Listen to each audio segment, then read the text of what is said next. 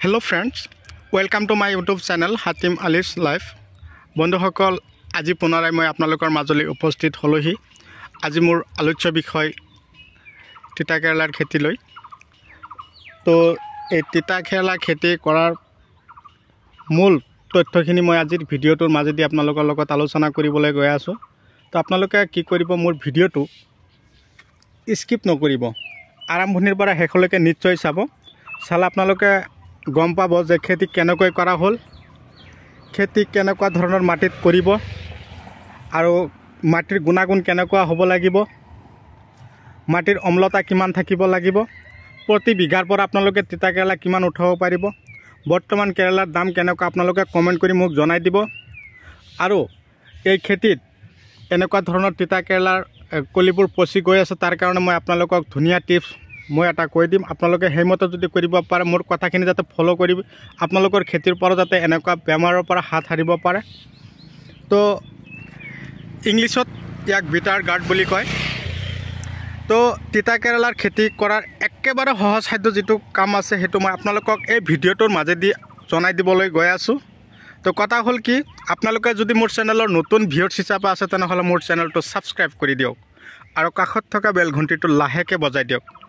আজি মই আপোনালোকক এই খেতিৰ বিষয়ে A to Z কথাখিনি আলোচনা কৰিবলৈ গৈ আছোঁ।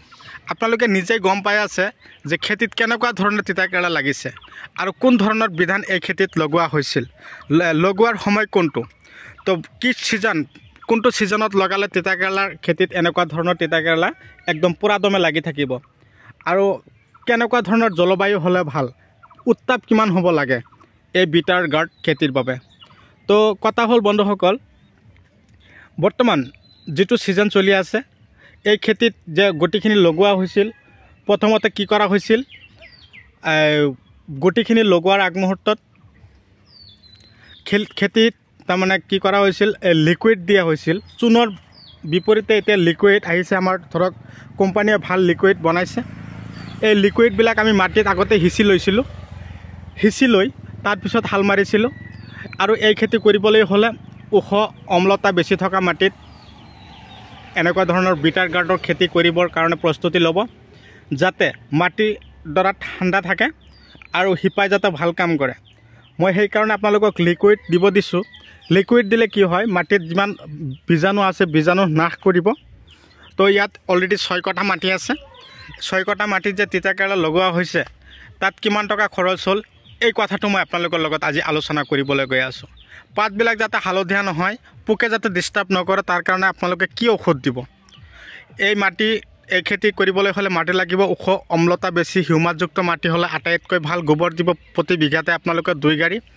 আৰু তাৰ লগতে যেতিয়া গুটি লগাব তাৰ আগমুহূৰ্তত আপোনালোকে মাটিত প্ৰতি বিঘাত তাৰমানে কৈছোঁ ছুপাৰ দিব আপোনালোকে 30-ৰ পৰা 35 কিলো, পটাছ দিব আপোনালোকে 10 কিলো প্ৰতি বিঘাত, গোবৰটো 2 গাড়ী দি দিলে, ইউৰিয়া দিব 10 কিলো, তাৰপিছত DAP দিব 10 কিলো। এইখিনি দি কিনে ধুনীয়াকৈ মাটি চহাই ধূলিময় কৰি তাৰপিছত আপোনালোকে গুটি লগাব। গুটি কোন ধৰণৰ গুটি লগোৱা হৈছে, ইয়াত সঞ্জন্তা কোম্পানীৰ 106 নম্বৰ তিতা কেৰেলা বিটাৰ গাৰ্ড এইটো লগোৱা হৈছে। লগোৱাৰ পদ্ধতি, এটা গছৰ পৰা আৰু এটা গছ দূৰত্ব 3 ফুট আৰু শাৰীৰ পৰা শাৰীৰ দূৰত্ব 6 ফুটকৈ ৰাখি লগোৱা হৈছিল। তথাপিও গছ বেছি হৈ গৈছে, হ'লেও কোনো কথা নাই, মাজে মাজে আমি কাটি দিব পাৰিম যদি বেছি ঘন হৈছে। এতিয়া কথা হ'ল, এই খেতিত কি কি ঔষধ স্প্ৰে কৰা হৈ আছে।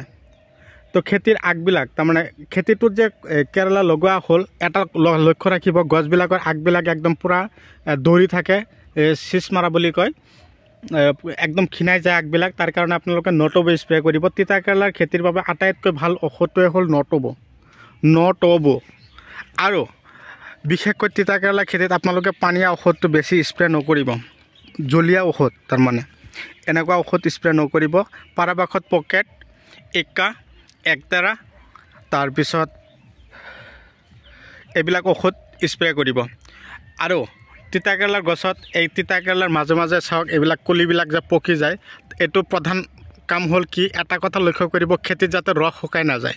2 নম্বৰত আপোনালোকে বৰলৰ ঔষধ স্প্ৰে কৰিব। বৰলৰ ঔষধ 2টা নাম কৈ দিছোঁ, এটা হ'ল আলিকা, এটা হ'ল 5 গ্ৰাম। এই 2টাৰ পৰা এটা আপোনালোকে চিলেক্ট কৰিব। এইটো সপ্তাহত যদি 5 গ্ৰাম দিছে আৰু পিছৰ সপ্তাহত আপোনালোকে আলিকা দিব। এনেকুৱা ধৰণৰ উলট পালটকৈ দিব। এইটো সপ্তাহত যদি পকেট দিছে পিছৰ সপ্তাহত আপোনালোকে ইক্কা দিব। এইটো সপ্তাহত যদি ইক্কা দিছে পিছৰ সপ্তাহত আপোনালোকে পকেট স্প্ৰে কৰিব। তাৰ উপৰিও যদি আপোনালোকৰ তিতা কেৰেলাৰ গছবিলাকৰ আগবিলাক একদম পুৰা দমে নষ্ট কৰি আছে, ফুলি আছে, তাৰ কাৰণে আপোনালোকে কি কৰিব, চেমোডিছ এটা ঔষধ আছে, 700 টকা ল'ব, 800 টকা ল'ব। আপোনালোকৰ ফালৰ পৰা কিমান লয় সেইটো নাজানো, 4 টেংকি থাকিব। তো এইটো ঔষধ যদি পৰাপক্ষত আপোনালোকে স্প্ৰে কৰিব। এইটো স্প্ৰে কৰিলে আপোনালোকৰ খেতিত কোনো ধৰণৰ পোক নাথাকিব। 15 দিন পিছে পিছে আপোনালোকে স্প্ৰে কৰিলেও কোনো কথা নাই। তো আপোনালোকক যিকেইটা ঔষধৰ নাম কৈ দিছোঁ, ঔষধকেইটা যদি পৰাপক্ষত আপোনালোকে টুকাই ৰাখক আৰু খেতিত এইবিলাক ঔষধ আপোনালোকে স্প্ৰে কৰক, যাতে আপোনালোকৰ খেতিটোত কোনো ধৰণৰ বেমাৰ আজাৰে দেখা নিদিয়ে। আপোনালোকৰ যাতে এনেকুৱা ধৰণৰ খেতিৰ পৰা ভাল এটা ফলন পায়। প্ৰতি বিঘাৰ পৰা আপোনালোকে অন্ততঃ 8 পৰা 10 কুইণ্টেলকৈ তিতা কেৰেলা আপোনালোকে 3 পৰা 4 দিন পিছে পিছে কাটিব পাৰিব, কাটিখিনি বজাৰলৈ বিকিব পাৰিব। আমাৰ ওচৰৰে যিটো মাৰ্কেট আছে, যি দুটা মাৰ্কেট, এটা হ'ল বালুগাঁও আৰু এটা হ'ল তাৰমানে খাৰুপেটীয়া আৰু বেচিমাৰি, দুটা মাৰ্কেটত আমি চব্জিবিলাক বিকোঁ। তো 1 বিঘা মাটিৰ পৰা বা 6 কঠা মাটিৰ পৰা ধৰক বৰ্তমান আমাৰ 7 কুইণ্টেলকৈ তিতা কেৰেলা উঠি আছে। মই নিজে কৰা নাই, এইটো আমাৰ খুৰা কৰিছে। তো খেতিৰ যথেষ্ট ফলন আছে। বৰ্তমানলৈকে ধৰক 70-75 হাজাৰ টকা বিকা হৈ গ'ল, মাত্ৰ সেই তিতা কেৰেলা লাগিছে গছত। ইমান দিন বজাৰ ফালি আছিল, 45-50 টকা কিলো বিকা হৈছিল। বৰ্তমান তিতা কেৰেলা কিন্তু 35 পৰা 32 টকাৰ মাজতে ইয়াৰ দাম আছে। তো বন্ধুসকল, এই চাব পাৰিছে আপোনালোকে যে কিমান লাগিছে। তো আপোনালোকে এনেকুৱা ধৰণৰ ফলন যদি লগাব বিচাৰিছে, তাৰ কাৰণে আপোনালোকে কোনবিলাক দানা আপোনালোকৰ খেতিত ইউজ কৰিব। তো তাৰ কাৰণে আপোনালোকে প্ৰথমতে আপোনালোকক কৈ দিছোঁ স্পাৰ্কাৰ GR, ৰটেক্স, তাৰপিছত আছে ব্লেক গোল্ড, তাৰপিছত আছে 98 হিমক আৰু ফলিক এচিড। এইবিলাক দানা মই আনি দিছিলোঁ। এইবিলাক দানা খেতিত দিয়াৰ পিছত এনেকুৱা ধৰণৰ ফলন হৈছে। আৰু আপোনালোকে মই এটা কথাই কৈছোঁ, তিতা কেৰেলাবিলাক যাতে বেকা নহয়, তাৰ কাৰণে আপোনালোকে মেগনেছিয়াম আৰু কেলছিয়াম এই দুটা দানা আপোনালোকে খেতিত সিঁচিব। মেগনেছিয়াম আৰু কেলছিয়াম দিলে তিতা কেৰেলা এনেকুৱা বেকা নহ'ব, পৰাপক্ষত চিধা হৈ যাব। আৰু পৰাপক্ষত আপোনালোকে তিতা কেৰেলাৰ খেতিত 3 দিন বা 4 দিন পিছে পিছে পানী দিব।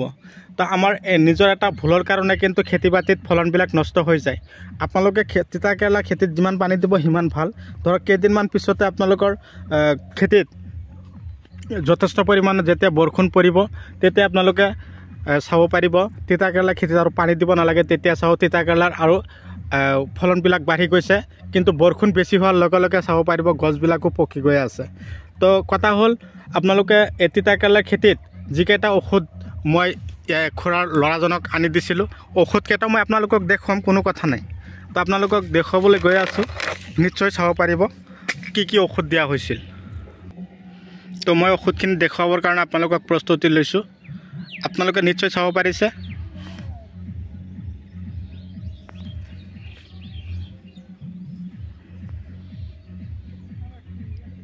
লোব্ৰিঅ' চাব পাৰিছে,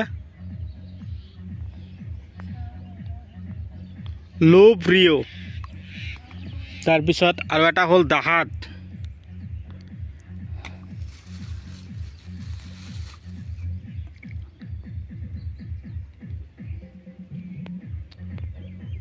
অজোৱা,